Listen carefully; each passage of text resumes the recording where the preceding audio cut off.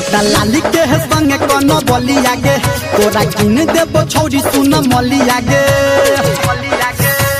ये छौरी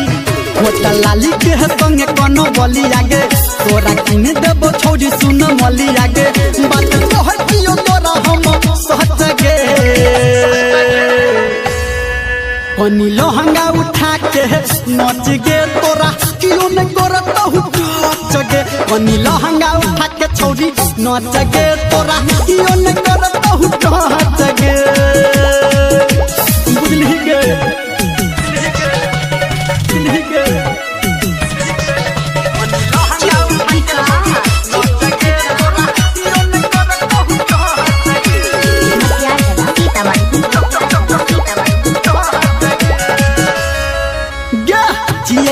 तब के टोली गे अपन नाच देखा दे तू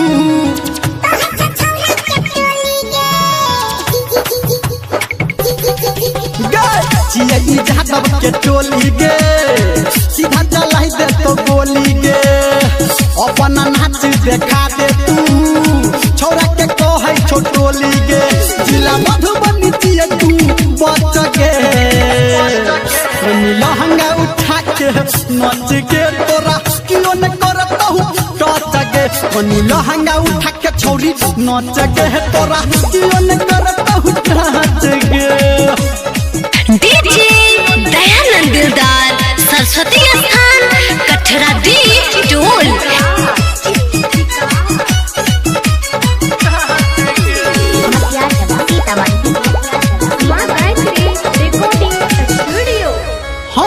जब हिले छो तो हर चोली गे तू त लागै छ भोली गे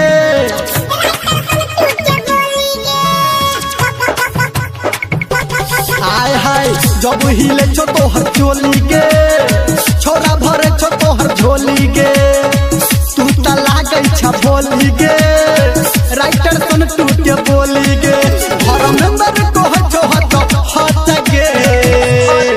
पनी लहंगा उठा के छौरी नच गे तोरा कियो न करत हु टच गे पनी लहंगा उठा के छौरी नच गे तोरा कियो न करत हु टच गे।